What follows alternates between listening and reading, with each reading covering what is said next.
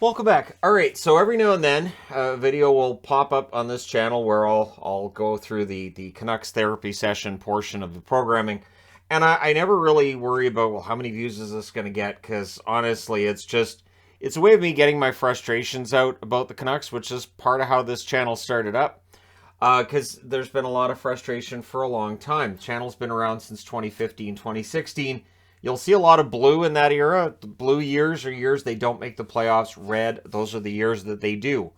But that can be deceiving as well. So I'll go through this. 70-71, they come into the league. Hal Layko was coach. He would be the coach for the first two seasons. No success under Hal Layko. 6-8-2 record that first year in the first 16 games. So I'm looking at the first 16 games because that's where the Canucks are at right now. In 78 games that year, they had 56 points. Not bad for an expansion team, right? Coming in after the 67 expansion, and things are getting diluted already. 71-72 again. Hal Layko 5-9-2 to start the season. In 78 games, they had 48 points. So their second year was worse than their first, and so they say, all right. New coach, Vic Stasiak comes in. They start the season 5-10-1. They ended up with 53 points in 78 games. So not great. Then the following season, Bill McCreary is brought in as coach. He doesn't last the full season. Phil Maloney takes over for him. Phil Maloney wasn't the coach for the start of the season. McCreary was when they were 5-9-2. In 78 games that year, 59 points. So setting a team record. Yeah, 59 points was the record, but they get back to 59 points a shockingly high number of times. So 74-75, Phil Maloney's the coach. They start the season 10-4-2. They would ride the season 500 the rest of the way. They end up with 86 points in 80 games. That's the first above 500 season, and really, that's as good as it gets. 75-76, they started the season 5-8-3 under Phil Maloney. They did recover a bit. They end up with 81 points in 80 games. They're a playoff team again. Doesn't last. This following season, Phil Maloney and Orland Kurtenbach split the coaching duties. Phil Maloney to start the season, and then Orland Kurtenbach takes over. They started that season 5-10-1, and 80 games played. They had 63 points. So it's better than the 59 points, but it's below 500, and they would stay below 500 for a long time. This is not just for a while. This is for a long time. Orland Kurtenbach, the following season, still head coach, 5-8-3, 80 games, 57 points. So 2 points below that 59-point mark. And so things have to change. So 78-79, Harry Neale comes in. One of my favorite people in Canucks history. Very colorful personality, always fun to listen to. Did the team have success under him? No. As a coach or as a GM? No. So 6-9-1 was their start in 78-79, and 80 games played, 63 points. 79-80, Harry Neale again. 6-5-5 start, 80 games, 70 points. Now keep in mind there's no 3-point games, there's no overtime losses and all that. So 70 points then is the equivalent of about 82 points over an 82-game season now. 80-81, 9-5-2 start, but they frittered that away. They ended up below 500 again at 76 points in 80 games. So, it's a problem. At this point, you're up to 5 straight years below 500. 81-82, Harry Neale was coach for most of the season. Roger Neilson would take over towards the end. They end up 6-7-3 to start the season with Neale, but 4-0-1 with Roger Neilson at the helm to finish the season, and they went all the way to the Stanley Cup final. So, there you go. 80 games that year, 77 points. So they ended the season very well. The excitement level was pretty high in Vancouver. They finished the season well. They went all the way to the final. Roger Neilson's coach for 82-83. They started the season 6-8-2. It was pretty obvious pretty early this was the same old Canucks. They finished the season with 75 points in 80 games. 83-84, that's coaching. That's where Roger Neilson was out as the coach. One thing with Roger Neilson, he bounced around the league a lot. He could build up a team pretty quickly, but it never really took. It never really held for very long. So he ends up being replaced by Harry Neale. Harry Neale's record behind the bench was good. They started the season that year 6-9-1. They finished the season with 73 points in 80 games.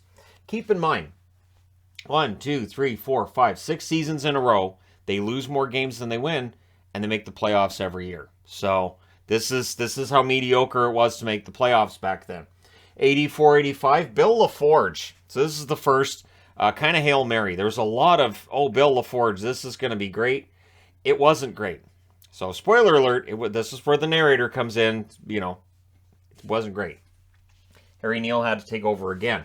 They started that season 2-12-2.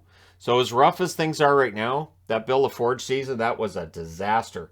They finished that season with 59 points in 80 games. For 85-86, they brought in Tom Watt. 8-6-2 is how they started the season, but they finished the season with 59 points in 80 games. But because they're in the Smythe division, where there's some really bad teams, they still made the playoffs with 59 points. Yeah, 21 games below 500, they made the playoffs. This is why when I hear there's going to be bad teams in the playoffs in the West, I'm thinking, no, not Canucks 86 bad, there isn't. 86-87, Tom Watt, his second and final season as Canucks coach. 4-10-2 was the start. They ended up with 66 points in 80 games. So they improved over the first season. But 87-88, Bob McCammon comes in. You'll notice there's a rotating door with coaches. There's a reason. It feels like we're starting to see that again. Bob McCammon, they started 5-9-2, 80 games, 59 points. Bob McCammon was one of the most personable coaches they ever had. 88-89, they started the season 7-7-2. They ended up with 74 points in 80 games. They had a 7-game winning streak that year. That was the longest winning streak in team history. Yeah, that record stood for a while. But before they went into the series against Calgary, he told a joke to the Canucks players that put them at ease. And I'll just tell it a little bit here, because when you're a Canuck fan, you just remember the jokes. You don't remember much else, because there's not a lot of success you're going to be remembering there. But anyways, he told the team a joke that, you know, guy's too smart. He's too smart to have friends. I'm going to try to paraphrase it. And he wants to have his intelligence level dropped a bit, just so he can have normal conversations with people and not be smarter than everybody else in a brainiac. So the doctor hooks him up to the machine and forgets he's there. He leaves him hooked up, comes in the next morning, panicked. Oh my gosh, I left him plugged into the machine too long. What am I going to do? And he unplugs and he goes, can you speak? And the guy's just like catatonic. And finally he looks at him and goes, go, Flames, go. And so there's your joke. And so that's the highlight for McCammon. They took Calgary to 7 games that year. That year they lost in overtime. There you go. But again, optimism was high the following season under Bob McCammon. They were 8-7-1 and 89-90, but they would miss the playoffs. They had 64 points in 80 games. Following season, Bob McCammon would end up being replaced by Pat Quinn. They didn't win a lot under Quinn, so the joke back then was the song "The Mighty Quinn." They wrote another version of it. We can't play hockey, so let's start a fight. You know, try to keep the puck out, but it keeps going in. Can't play much better for this coach named Quinn. They started the season 9-7, but they ended up with 65 points in 80 games. But they did make the playoffs. But 91-92 with Pat Quinn, this is where the legend begins. They started the season 10-4-2, and they were rocking. And then Pavel Bure joined the team. Well, they were already playing really well. They ended up with 96 points in 80 games. To this date, I will tell you that is still the team that I think was the best Canucks lineup they ever had. I thought that roster was the best they ever had. I know everybody's going to say, what about 2011? No, I thought the 91-92 team was the best one they ever had. 92-93, 8-6-2 start for them that year. They ended up with 101 points in 84 games. Both 92 and 93, they ended up out the second round. But it was nice to see them actually not below 500 for the first time since the 70s. So the 80s came and went without a single winning season. And people wonder why when they talk about bringing back the skate. I'm like, but anyways, 92-93 comes and goes. 93-94, they started the season 10-6 under Pat Quinn. They ended up with 85 points in 84 games. And yeah, that's one of the 2 seasons with 84 games along with 92-93.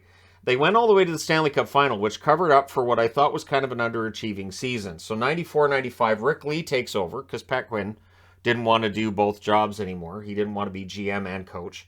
And felt Rick Lee it was going to work. It didn't. 4-6-6 was the start under Rick Lee. They ended up with 48 points in 48 games.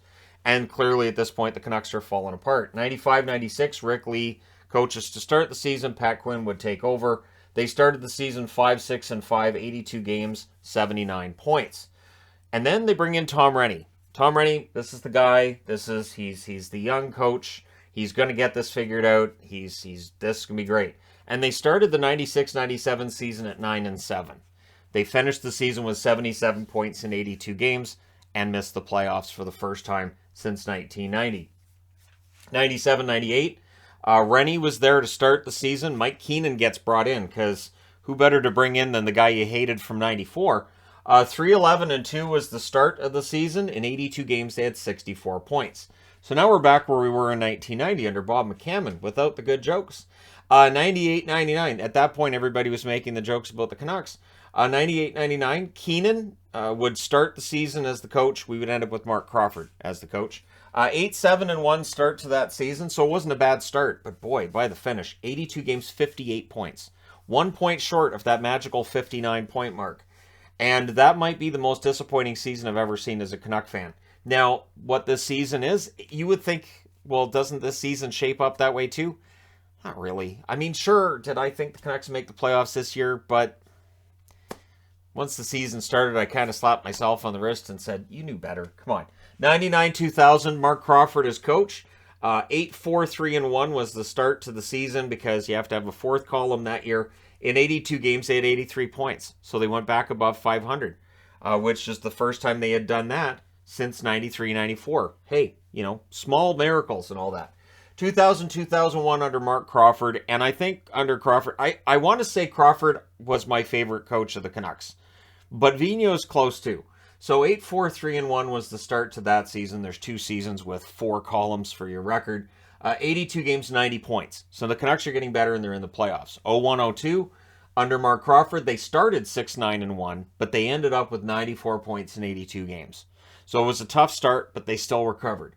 2002-2003, again with Crawford behind the bench, they started kind of slow, 7-5-4, but they ended up with 104 points in 82 games. So that was a new high for that team. 03-04 under Crawford, they were 10-4-2.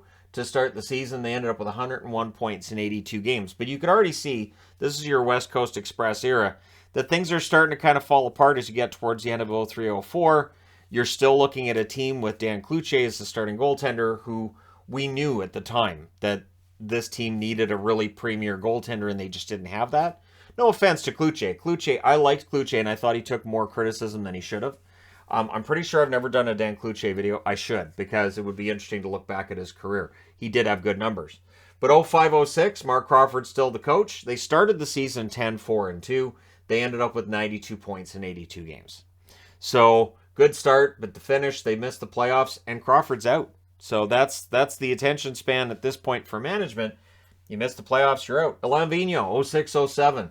Starts the season 8-7-1. They ended up with 805 points in 82 games. This is the start of the Luongo era, of course, and where the Sedins have risen to the level that they'd be stars for years to come. 07-08, they ended up missing the playoffs late in the season. They were 8-8 to start the season. They ended up with 88 points in 82 games. So, again, they were in a playoff spot, and then Luongo had a struggle in the last 2 weeks, and they couldn't bail him out. They missed the playoffs. 08-09, they're back in the playoffs. Alain Vigneault still the coach. 9-6-1 start. They ended up with 100 points in 82 games. I want to say, too, in 08, I didn't hear a lot of discussion about firing Vigneault, which is unusual because when the Canucks aren't performing very well, one of the first conversations that'll come up is, so how long does the coach have? Vigneault seemed to have a pretty long rope. 2009-2010, under Vigneault, they started 9-7, so not a great start, but they finished with 103 points in 82 games. So this is where you get into the best statistical era for the Canucks, where they would have 5 seasons out of 6 with more than 100 points. 2010-2011, the big year, Alain Vigneault, they started the year 10-4-2. They ended up with 117 points in 82 games. That record's not going anywhere. There's almost no chance of the Canucks getting past that record in my lifetime. And they went to the final for the 3rd time, right? So 12 years between these two, and then a little bit longer, 17 years there, which means 12, 17, so 20. So, 2033, they might make it back to the final? Yay. 2011-2012, Vigneault still in charge. 8-7-1 was the record through 16 games that year. In 82 games, they had 111 points. They won the President's Trophy back-to-back years, but they weren't the same. It didn't feel the same. And in the first round, the Kings showed us it wasn't the same. The Kings took them out. 2012-2013, again under Vigneault, 9-3-4 record. Lockout shortened season of 48 games. They had 59 points. But Vigneault's out. In comes Tortorella.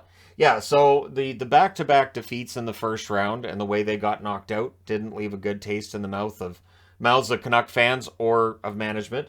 So John Tortorella's brought in because they needed a tough voice behind the bench. And it started well. It actually started well. Tortorella starts 10-5-1 the one season he was in Vancouver. But they ended up with 83 points in 82 games. They missed the playoffs, and Tortorella was out. It wasn't a good mix. His style of coaching just didn't suit the players. So in comes Willie Desjardins, who was one of the nicest coaches they've ever had, and you could tell that the team really, really responded well. 11-5 is the record, and in 82 games they had 101 points. That was the bounce back after Tortorella left, basically. So does it last into the following season? No. 2015, 2016, they start the season 7-4-5, 82 games, 75 points, below 500. This is also where the channel gets started. So is it on me? 2016, 2017, Willie Desjardins given another year to try to turn it around. They started the season 6-9-1. In 82 games, they had 69 points. And this is where fans are like, okay, are we doing a rebuild? And Jim Benning's answer was, no, we are not doing a rebuild. We think we're close. They had 69 points in 82 games. They decide to change coaches. Travis Green is brought in. Good young coach. A lot of the same hype about Green that we'd seen 2 decades before with Tom Rennie. 8-6-2 start to the season, but they would end up below 500 with 73 points in 82 games. I remember the 17-18 season, the good start they got off to, and being told I was a negative Nancy for having the gall to say I still don't expect them to make the playoffs, and then they didn't. 2018-2019, they started that season 9-6-1. They would finish the season 1 game below 500, 81 points in 82 games, again with Travis Green. Then the 1 year they make the playoffs is 2019-2020. 9-4-2 was the start through 16 games. They played 69 games because there was the pause. They ended up with 78 points. The pause, I still think, might have preserved their spot in the playoffs. They were falling back at the time that the pause took place. And if we'd played a full 82 games, I don't know that they would have made the playoffs that year either, which might have caused Travis Green to lose his job. 2020, 2021, Green's still the coach. Start the season 6-10. Ouch. This is in the Canadian division, 56 games, and they ended up with 50 points. So Green's given more of an opportunity with teams that missed the playoffs than any coach that's preceded him. And yet, 2020, 2021, there was all the talk about, he's a lame duck coach. Why aren't they giving him a contract extension? This is really disrespectful. So they gave him the contract extension, and early in 2021, 2022, it wasn't turning out. So they start the season 5-9-2. They ended up replacing with Bruce Boudreau, who almost salvaged the season. Last year in 82 games, they had 92 points. Now, that is the most points they had had since their last playoff appearance in 2015. That is one of the best seasons that they've had overall in a long time. So management in the offseason decided, okay, the players did well under Boudreau, really good record. We're going to add to this team. We're going to see what they can do. And so far it's 4-9-3 to start the season. And I'm already hearing all this talk about the GM, the coach, the players, the everything, trade everything. So I want to look at the GMs for a second, and then we'll come over to kind of the interesting part of it too. Bud Poyle was the GM from 70 to 73. Hal Layco, 73-74. So he goes from being the coach the first 2 years. He was GM for a very short period. Phil Maloney from 74 to 77 might have been the most successful of those first 3. Jake Milford from 77 to 82. He's in the Hall of Fame as a builder. Harry Neal from 82 to 85. Again, that's kind of where I, really remember watching the game and Harry Neal as coach saying the team can't win at home or on the road, and his failure as the coach is trying to figure out where else they can play. Jack Gordon was GM from 85 to 87, and if you're thinking, who? You're not alone. Pat Quinn from 87 to 97. So Pat Quinn had a nice long run as the GM, and from 91 to 94, he was doing both jobs, and then for part of 95, 96 as well. So that rare GM coach, wearing both hats. It's very rare. Then you get into the Mike Keenan as the acting GM, 97, 98. He's the acting GM, and he was holding fort until Brian Burke came in 98. Burke kind of came in with a, hey, Mike, can't wait to work with you, and you're fired. So that was from 98 till 2004. Dave Nonis was the replacement for Burke from 04 to 08. Mike Gillis from 08 till 2014. There's still people who want Gillis back because, sure. Benning, of course, from 2014 till 2021. And then we went into the chaos of Stan Smeel taking over for a few days, where we found out Stan Smeel, very well spoken, has a really good idea of how to maybe turn things around, and didn't give any BS to fans. We actually kind of appreciated it. Then Jim Rutherford came in as an acting GM and was doing the search, and from the beginning we heard Patrick Allvin was the favorite, and after he interviewed everybody, Patrick Allvin was the favorite, and he won the job. He has been on the job for less than a year, and I'm already hearing a lot of complaints about what he's done and what he hasn't done, which would echo what's happened throughout. I mentioned with Pat Quinn taking over as the coach and kind of the mockery in the market about the fact the Canucks didn't turn things around. What I'm seeing with Allvin right now kind of reminds me of that. It echoes that. This is an organization that has had its struggles. And they've also had their identity crisis. So the stick and rink is from 70 to 78. So there was some success with the stick and rink. From 78 to 97, you have the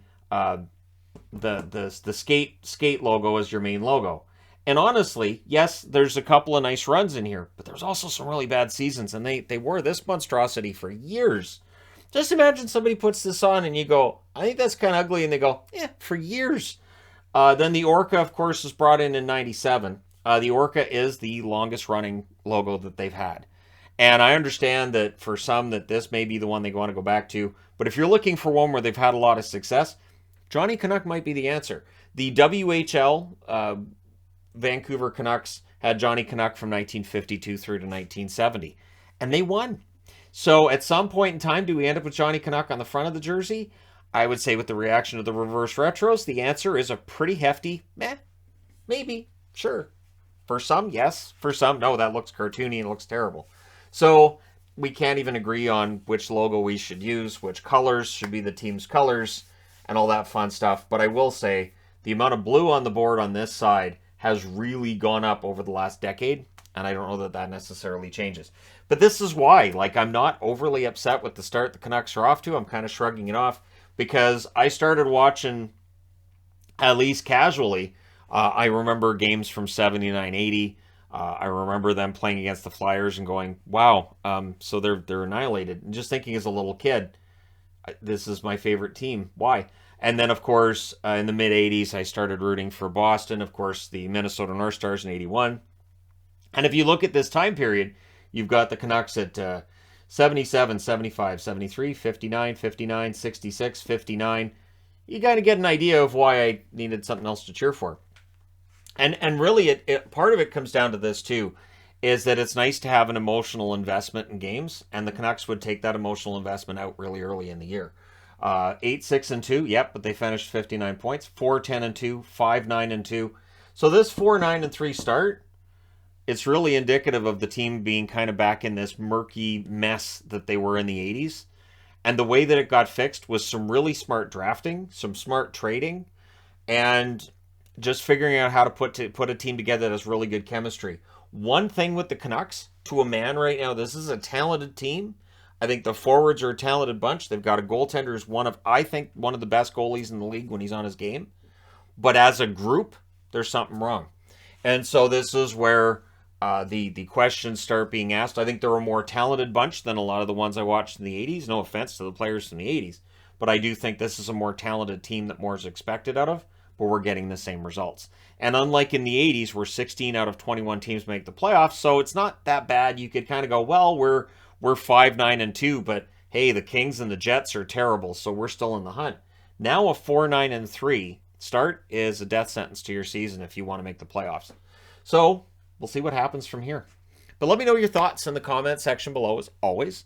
Don't forget to hit like and subscribe if you're browsing your way through, you just happened upon this video. And hey, you know, at least the reverse retro jerseys are nice. And I do like the players on this team. It's just, it's not working together. It's just, which is similar to the 80s too, where there were a lot of players that I liked. That was an era where I had so many, like Tony Tanny was one of my favorites. Snaps, of course. Tiger Williams. Richard Brodeur. List goes on and on. Doug Hallward. I really like Doug Hallward too. But as a team, it just didn't work. And right now we're looking at that again. So we'll see what happens. Let me know your thoughts. I don't know that Bruce Boudreau necessarily gets fired, but it does kind of feel like we're going back into an era where there was so much uncertainty and there was so much upheaval going on, where coaches weren't lasting. When you look at GMs, they weren't lasting that long either. So we'll see. But thank you guys so much for all your support. Thanks for attending my Canucks therapy session. I'll talk to you again soon.